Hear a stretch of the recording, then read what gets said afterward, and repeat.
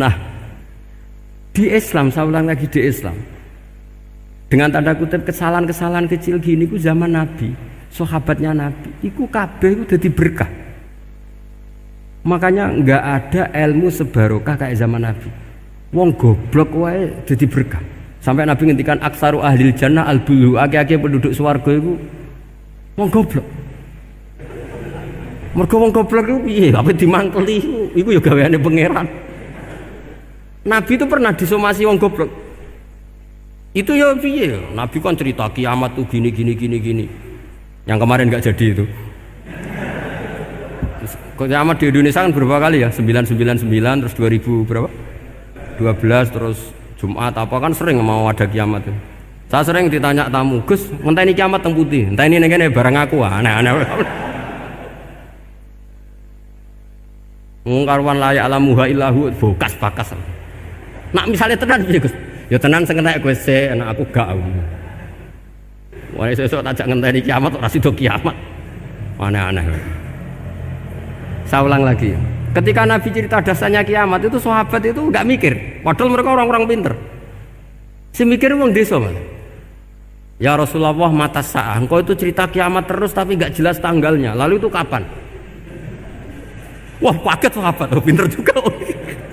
Kalau cerita itu ada tanggalnya dong. Ini kan cerita terus tapi nggak jelas tanggalnya. Apa diamuk wong desa? Ora diamuk mangkelno. Nabi meneruskan tentang ahwalil kiamah, masih nerangkan ahwalil kiamah. Dibaleni lagi. Ya Rasulullah mata sa'ah. Lalu kiamat itu kapan? Ini kalau ijazai, jadi bodoh tapi untuk ridhanya Allah Ta'ala pun. Kalau lah kadang jadi pinter gue nyesal. Ribet. Dikongkon Pak Najib barang ini akhirnya. Gara-gara pinter. Padahal kok ya wong bodoh lah mlebu swarga, ribet kan? Direwangi dadi wong alim, sebelum kok wong bodohne ya melok mlebu swarga. Wong gelombang kedua itu pengumumannya siapa pencinta Nabi, pencinta wong alim masuk swarga. Yang pertama seleksinya agak ketat, yang kedua itu ya muhibbin mun cukup mun. Jadi sebenarnya swarga ya ketemu wong ras jelas-jelas nih. Wah repot ya. Akhirnya ketika Nabi gak jawab, sahabat itu banyak yang analisis kariha maqala, lam yasma, ada yang bilang lam yasma, memang Nabi tidak dengar. Ada yang analisis sami'a wa kariha maqala, sebenarnya Nabi itu dengar tapi gak suka karena pas khutbah di-cut, diinterupsi.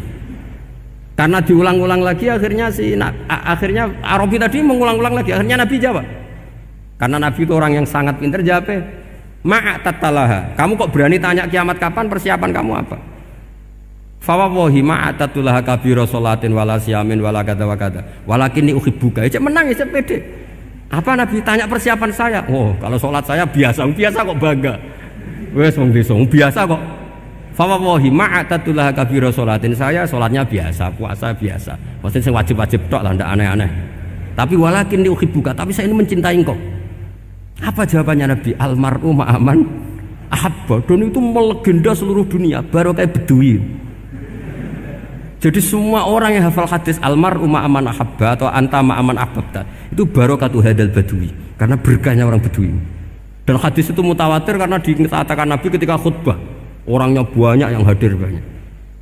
Barokahnya orang Bedui, gak disopan santun. Mukjizatnya Nabi seringnya gara-gara orang Bedui.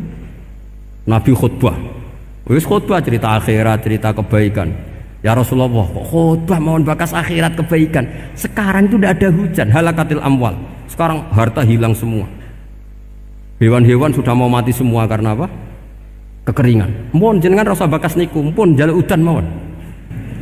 Nabi langsung Allahumma wah langsung udan tuwres. Nak jari ulama lah, Nabi berodok gelos putih udan seminggu nganti akhirnya sapi ini gak mati krono kehausan tapi kelentir. Parani lah Nabi, ini orang ngerasa salah paren. Ya Rasulullah, wong kula yo donga udan ben ra mati, saiki mati tenggelam. Mun lereni itu santai weh. Nah, saya minta doa hujan supaya hewan-hewan itu bisa minum dan seger. Dan ini malah do kelentir. Akhirnya Nabi nuruti meneh. Allahumma hawalena wala alina Allahumma alal akam wa dzirab terus. Itu wong desa. Betapa barokahnya wong desa iki orang tahu. Betapa Rasulullah itu sekali ngendikan alam itu harus tunduk. Jadi min mu'jizati Rasulullah sallallahu alaihi wasallam itu sekali ngendikan alam itu harus ngikuti. Jadi Nabi misalnya ngendikan hujan, itu panitia hujan, malaikat hujan harus nuruti. Nabi ngendikan berhenti juga harus berhenti. Makanya enak jadi Nabi itu. Tapi kamu nggak mungkin, sudah tutup, tidak ada mungkin. Makanya Nabi itu pernah minta dalam satu maidah, ya fulan saya ambilkan dirok. Dirok itu kaki kambing yang depan, diambilkan. Ambilkan lagi, diambilkan. Ambilkan lagi ya Rasulullah, bukankah kambing hanya punya dirok dua, kaki depan dua. Andaikan kamu bilang iya, maka akan selalu ada dirok selagi aku minta-minta. Karena alam ini akan mengikuti. Jadi Nabi misalnya mau dahar gitu ya, kok Nabi ngendikan ya Jabir, ini jangan kamu entas, yang entas harus saya. Ini cukup untuk makan orang banyak. Nabi sekali ngendikan cukup. Nasi ini punya konstitusi, harus cukup. Karena Nabi ngendikan cukup. Itu hebatnya Nabi. Beliau punya spesial. Alam ini harus nurut sama beliau. Makanya disebut wadhabu wal ghazala yasyadani laka birrisalah. Semuanya itu harus tunduk. Nah, akhirnya syafaat-syafaatnya Nabi itu gara-gara wong desa-desa.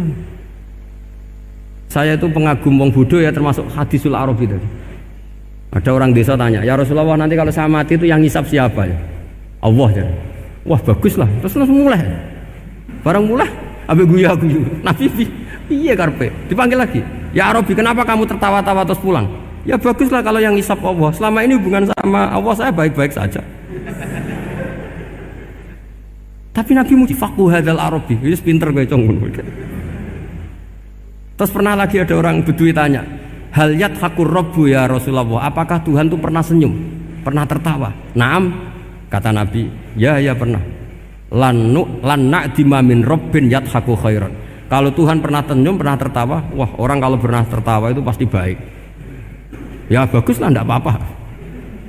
Jadi makanya ini unik ya, Islam itu agama yang unik, agama yang berkah, yang alimnya ya ketulungan, yang bodoh juga ketulungan.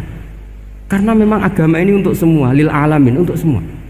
Maka kata Imam Ghazali, Allah mengutus Nabi itu diutus ke raja-raja, diutus ke pedagang, diutus ke aromil, diutus ke fuqara, diutus ke birokrat, diutus ke apa saja. Ila jami'i sunufin nas, ila jami'i asnafin nas.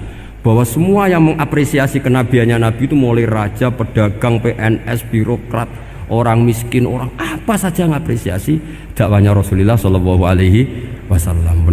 Al-Fatihah.